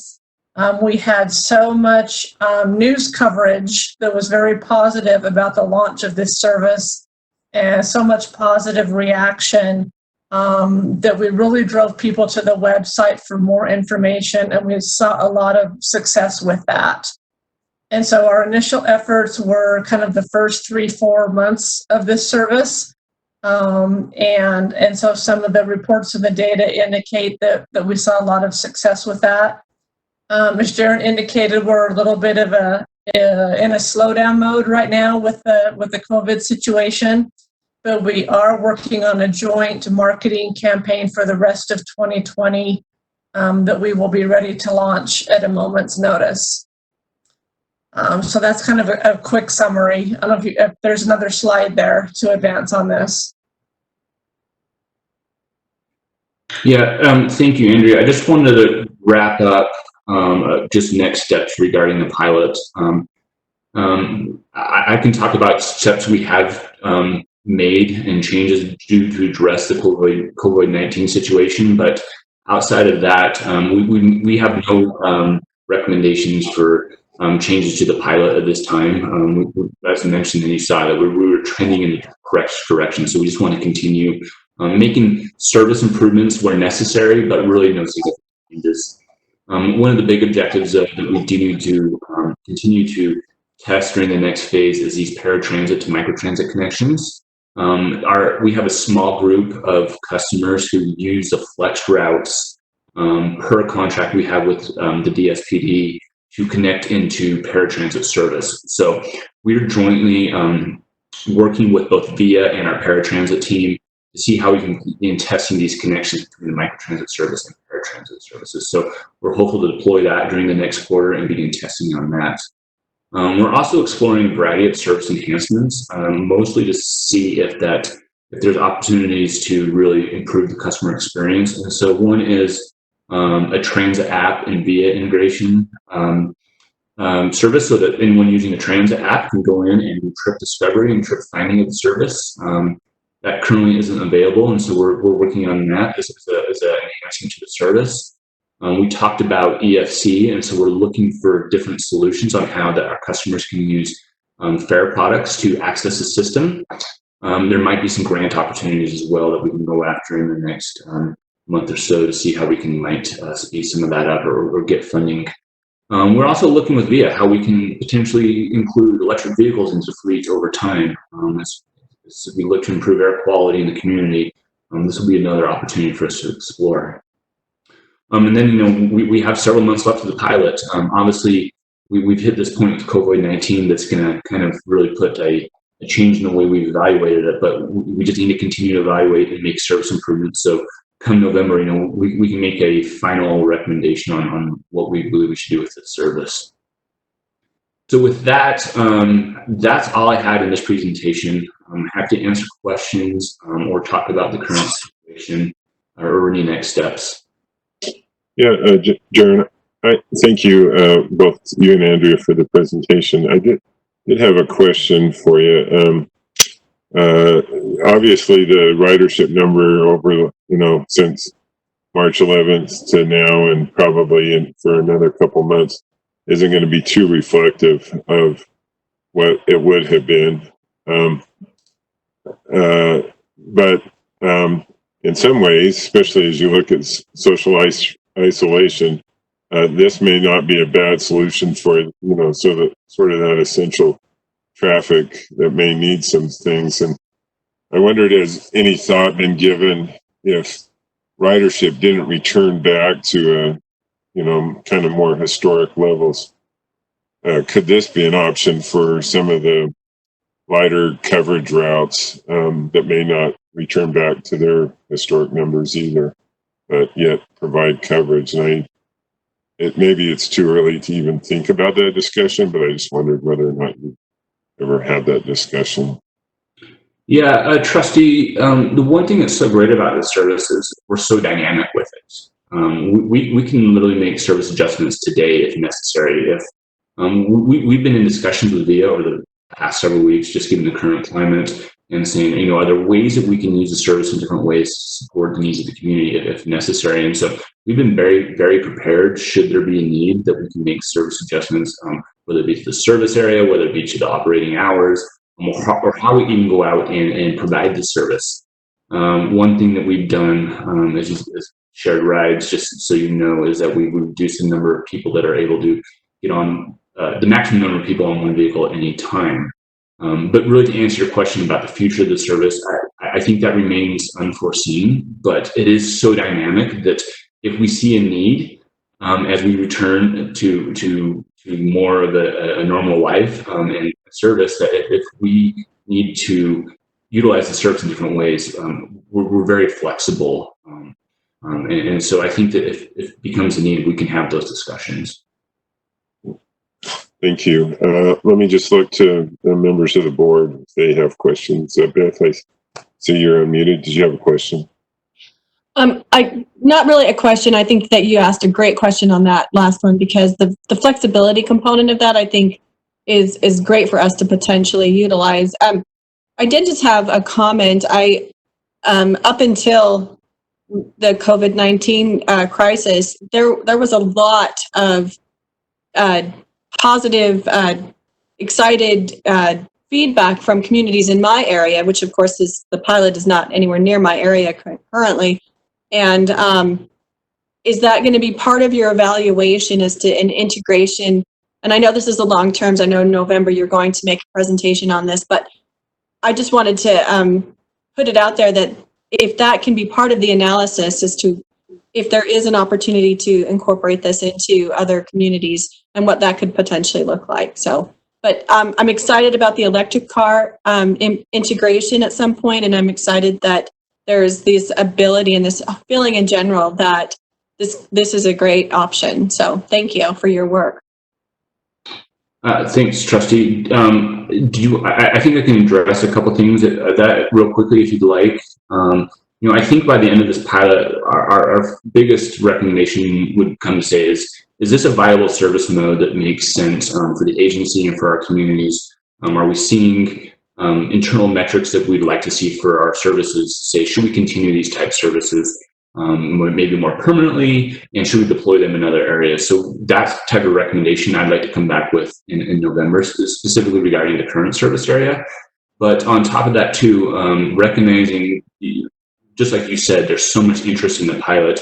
We are working hand in hand with VIA, our planning department, and our special services team to look at our entire service area to say, if this is successful and we really want to keep this as a tool in our toolbox when it comes to service, where else in the communities do we see these type of needs and demands? And so if we have a plan, should we want to implement or execute other pilots, that we're better prepared. And so we should have that in place, I would say by summer, early fall, that we could also present as well. And that is outside, of course, of this pilot. We're doing this as another project within the agency. Thank you. Ken, did you have a question? Well, not a question, but just a comment. There's been a lot of observation down here in Utah County about the success of the project up in Salt Lake County, and it's too bad that it got interrupted by current conditions, because we were on such a growth pattern. But congratulations! I think it's going to come right back once we get out of these conditions, because the demand is really there, I believe. Yeah, we'll be hopeful. Thank you. Well, thank you, Jaron, Andrea, Nicole. We appreciate that presentation, and we appreciate the partnership. So we'll continue to look forward to updated information. So thank you. We're going to move on to item B in our discussion, which is a discussion on fuel hedging. And Bob, I know I threw this out probably a year or well, maybe even more. And I appreciate you taking a look at it and just exploring whether or not it would be beneficial to the agency. Certainly. And so the intent of this discussion is really just to introduce fuel hedging, what it is, the advantages, disadvantages, and then at the end of the presentation, I've listed some next steps, but that's only if the board feels like it's something you want to pursue. And as we go through the discussion, please feel free to ask questions. I may not always know the answers, but I'll provide what I do know. So let's go to the next slide. The question is, why would you even consider doing fuel hedging? Well, UTA buys a lot of fuel, about 6.4 million gallons every year of diesel, 420,000 of gasoline, and 470,000 of CNG in diesel gallon equivalents. So our 2020 budget cost is almost $18 million. And how we pay right now is we pay on diesel, and I'll focus all the comments from here on pretty much on diesel. It's based upon the rack rate, which is the current price as of today. And this should say less 9/10 of 1 cent. So we pay the rack rate minus about 1 cent, and then we pay 2 to 3 cents for freight, depending upon which of our locations that goes to. We have diesel that goes to at least 5 locations, and maybe more within UTA. And so one of the reasons you consider fuel hedging is because diesel prices vary quite a bit. You can look from January 2016. We've seen prices as low as $1 per gallon for diesel and as high as $2.80 per gallon. And so these price spikes can have a detrimental effect on annual expenditures and possibly even long term. If you want to look past the current year, often these hedges are done for up to 36 months out. We'll talk about that a little bit more later. But really the intent of hedging is to provide the smoothing effect of fuel expense over a period of time. So that's the introductory. Let's go to the next slide, if you would.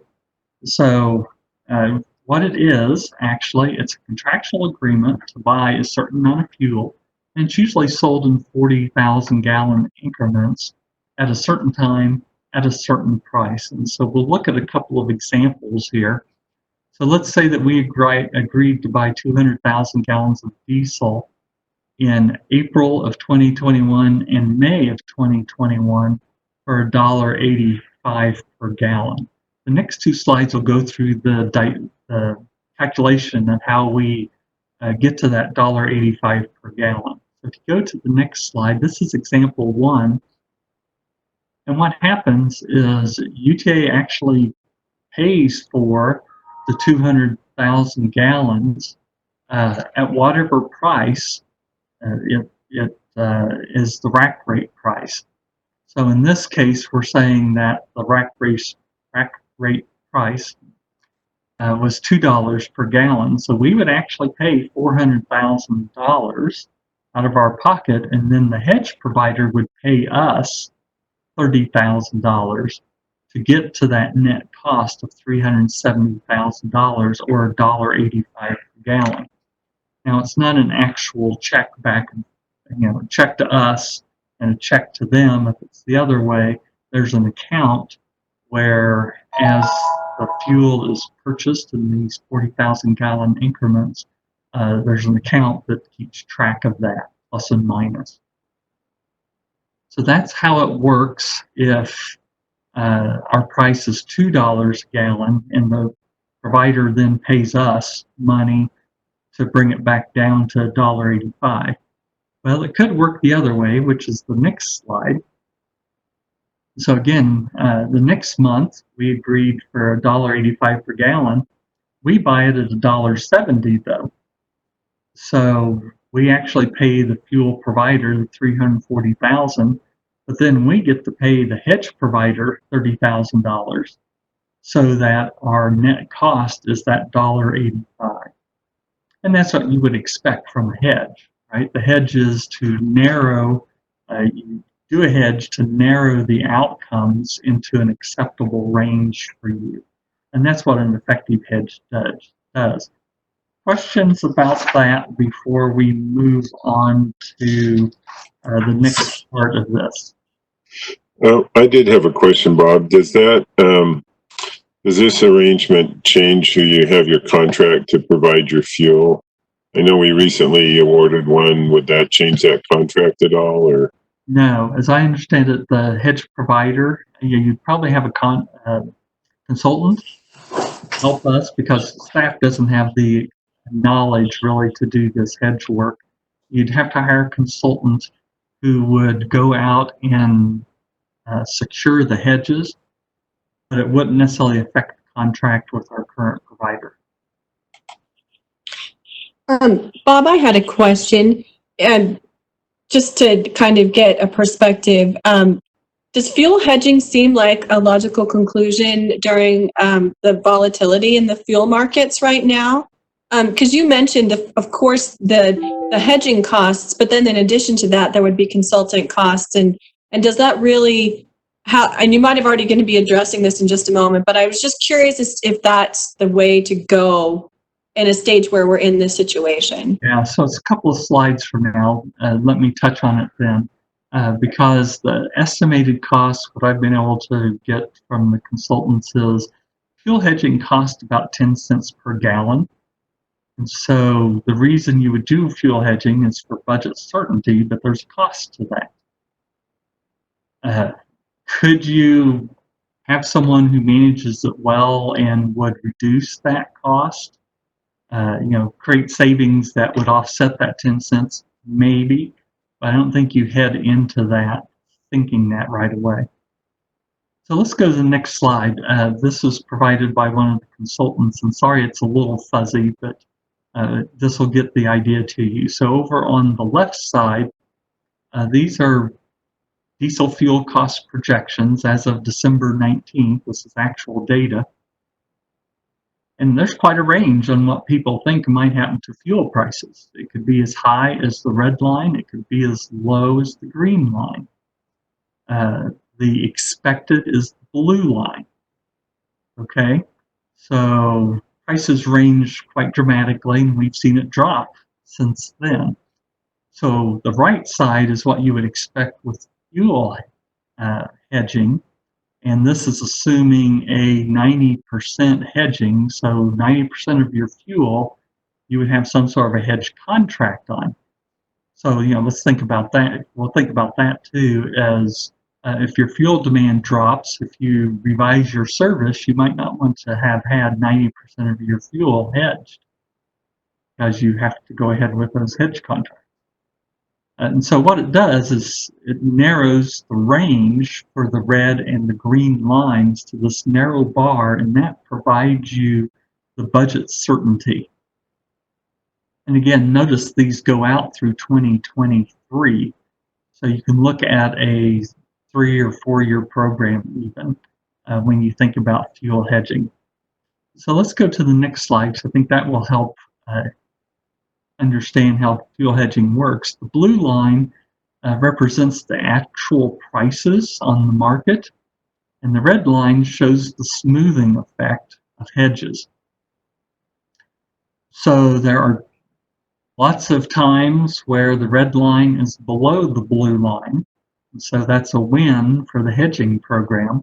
But there's also times, you have to recognize this, where the hedging program will be above what you could buy from your current supplier. So in talking to the fuel hedge folks, you try to find an opportunity near the bottom of the blue line where it would make sense to hedge. And you would typically hedge as you come out of one of those dips. You've hit the bottom, or you think you've hit the bottom, and now the prices are starting to go up. So the consultants could add value coming out of the bottom of the blue line by hedging in the future. And that's where you might get overall lower cost. So for instance, now would be a great time to be hedging if you had a program in place. But we don't know if we're at the bottom yet. So the consultant would try to find that bottom and then make hedging decisions in the future that would be advantageous. Whether it makes up that 10 cents, one can never be sure. You can't go into this assuming that will happen. So let's go to the next, let's stay there. Any questions about that slide before we head into the considerations? I talked about a few of those. No, I don't see any. Okay. Sorry, I was slow. Sorry. My apologies. So if I'm looking at this graph, I can see the perspective of it smoothing out a little bit, but the goal is obviously to keep it at the price point, but so you're missing peaks and valleys, but it still has a significant level of peaks and valleys the way I'm seeing it. So is it almost like it's a predictive model, but it's still chasing what exists? Sure. So, depending upon what percentage of your fuel you want to hedge, you get more certainty. You know, the higher percentage, the more certainty you would have as you head into next year's budget, or as you look at fuel cost over the next couple of years. And so that's part of the consideration going into this. What percentage, how far out do you want to go, things of that nature. And that's on the next slide. Some of the considerations. If we did decide to head towards some sort of fuel hedging, you know, what percentage of the monthly fuel purchases do you want to hedge? I talked about this just a little bit earlier. Say that UTA had been in a hedging model a few years ago, and we had chosen to hedge 100% of our estimated fuel needs for April and May of this year. Well, that would be a problem since we're reducing our fuel usage, it looks like, for the next few months. So you'd want to consider what's the appropriate amount, percentage that you'd want to hedge. And then the expertise to do the hedges, talked on that a little bit. You know, our staff doesn't really have that expertise, at least I'm not of it. Maybe there's someone at UTA who does have it, I don't. And the recommendation, if we want to move forward, is that we would need to hire a consultant to help us work through some of these considerations on the fuel hedging program, such as, you know, what's the right percentage, and, you know, just how do you implement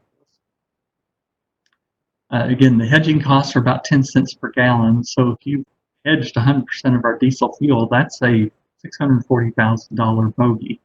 You know, if it were half of that, if you did 50%, you've got a $320,000 bogey that you'd be trying to overcome with fuel savings through your hedging process.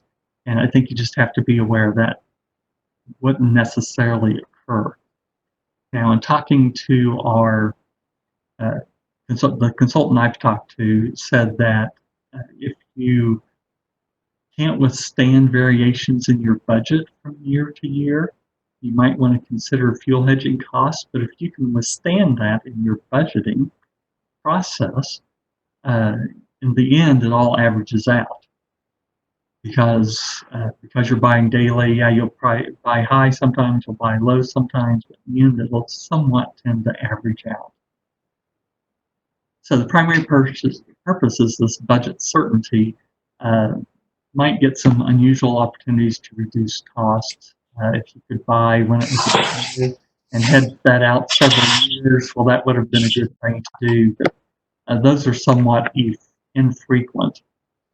And I think you just have to understand that there will be periods in a fuel hedging situation where the hedges will exceed, what you're paying on the hedges will exceed the market price.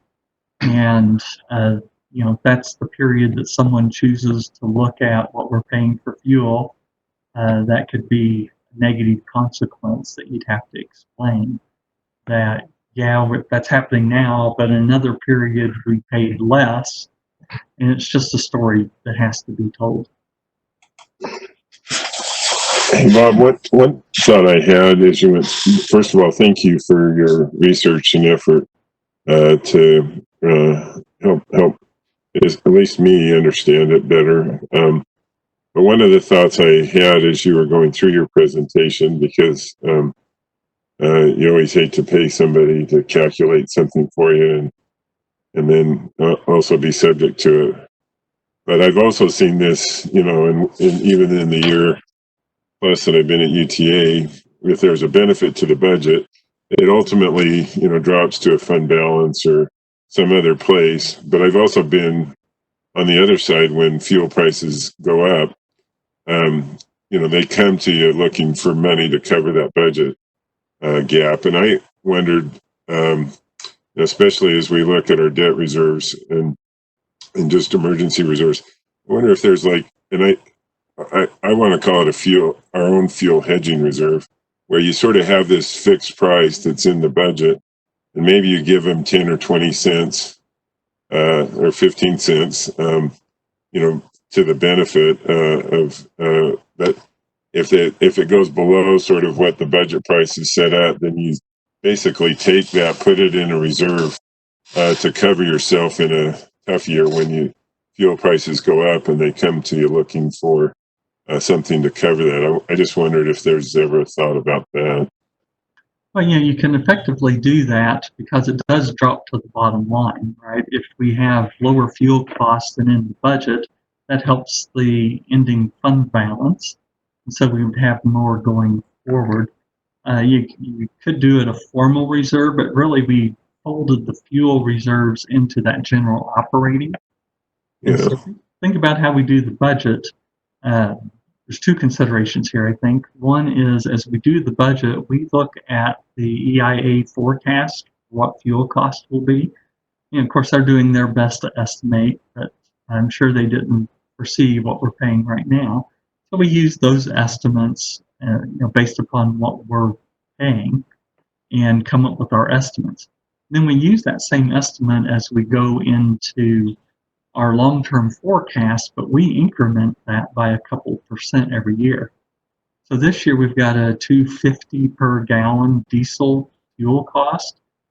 Next year it's $2.50 plus 2%. The year after that it's $2.50 plus 4%. And so we've built in some price increases as we go along. But as far as using the savings, because of the way we budget, if there's lower fuel costs, that ends up in our savings that heads into the next year. So to a certain extent, we're using our reserves now to fund that. It's just a question if you want to do something more in this year, for instance. Looks like we'll be well under $2.50 a gallon. Do you want to set up some sort of a program that says we'll take a certain amount of that and put that into a separate account and in essence do our own hedging? Yeah, I mean, I don't think we have to do it as we go along, but I certainly think it would be something we'd look at when we did year-end adjustments. Just because, I mean, that's usually where you go is to your fund balance when it's over that $2.50 or that budgeted amount, but it's not always there, I guess. Right, and so the reserve list we talked about earlier will be very helpful as we go forward if we do see a spike in fuel prices above the budget. Yeah. That's where we would go. We'd go first to are there other savings in the annual budget that could offset that. And then the second would be are there other revenues that have come in that would help offset that spike in fuel prices. And then your third would be you'd go to your reserves and say, do we need any of our reserves for this year to offset a spike in fuel prices? Okay. Any questions from either Beth or Ken? Yeah, Bob, I have a question. Maybe it's more like a comment. I struggle with paying somebody to speculate, even if it is a good analysis from somebody who's obviously would be an expert. I struggle with that separate cost, which I understand, but is that of any real value to us? Again, when you can articulate how we would structure it based on if we had to dip into reserves or do some other component, should there be a huge spike? I understand this in theory and as why we're looking at it, but I'm just not 100% convinced that the extra cost has that level of value that can compensate for that level budget presentation or analysis. I hope that made sense. Sure, and that's why we're having the discussion today, is to say, here's what fuel hedging looks like. And it's really to get a sense of, is there interest on the board for us to go any further? Or just say, thank you for the information, and we'll take it under advisement. And if there is a time where we want to pick it up again and take a look, you can pick it up again some other time. Because we don't particularly have a recommendation here. This was really just to provide information to the board. And then the last slide was just to say, if you did want to go forward, I think you probably do want to look at a fuel hedging consultant because they're in that business every day. They understand when a good time to go into a fuel hedging might be better than we would have. And then I would expect that fuel hedging consultant to come back and talk to the board and probably local advisory council, because in my mind, these are financial instruments of some sort. I think those have to go to the local advisory council. And so you would develop a plan for what the fuel hedging would look like and the considerations we talked about before, and develop what that plan would look like. And then you would actually begin the hedging program and start in on it, and maybe dip toes in at first, and then as the agency becomes more comfortable, expand it. Or say, it was a good idea, but we don't see value to that. I do want to echo what Bob said. We're not bringing a recommendation here today. This was strictly sort of a presentation on information. I'm not sure if the timing is appropriate right now, but it can be discussed by the board. Sure. Or we could come back. Kim, did you have any questions? Or I think at this point we're just going to take it as information, but if you had a question. This is good information. I don't have any questions. I've been involved in some hedging in the past, and with mixed results. So the caution that Bob gives us is warranted for sure. Okay. It's not unlike when we were talking about the bonds earlier, and we sold bonds at a good time, and so we look very smart. If you sell bonds at the bad time, you don't look very smart. With fuel hedging, I think. Yeah, this is good. Thank you for the information. Thank you, Bob, and thanks, Carolyn. I think that concludes our discussion items. I would note, and I should have mentioned this at the beginning of the meeting, we did take public comment via email and phone earlier. Those will be entered in as part of the public record in our minutes as we go forward. And also note our next meeting is on April 15th of 2/20 at 9 o'clock. Also, most likely to be on a virtual online meeting. Our next item is a closed session, and before I ask for a motion on that, I would just note that we'll take a 10-minute recess, and that closed session will be held through a different portal for those involved in it, and they are aware of that portal, and that will be the meeting place location. But we'll reconvene that at 11:15 and give everybody a few minutes to take a break. With that, I would ask for a motion to go to closed session for the purpose of a strategy session to discuss collective bargaining. I move that we go into closed session for the strategy session to discuss the collective bargaining. Second. I have a motion by Kent, seconded by Beth. All in favor, say aye. Aye. Aye. Aye. That motion passes, and I don't sense any opposition to that. And so with that, we'll take a recess, and those individuals will join through that portal. And so for the board members, we're going to check out of this WebEx session, and we'll come back when we're done with the closed session. Thank you.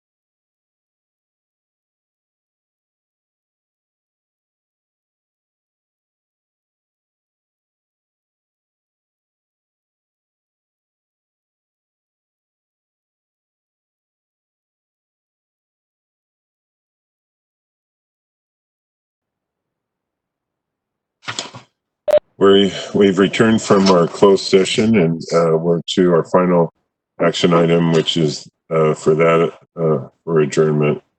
I'll turn to Kent for that motion. I move that we adjourn. Second. I have a motion by Kent, seconded by Beth. All in favor, say aye. Aye.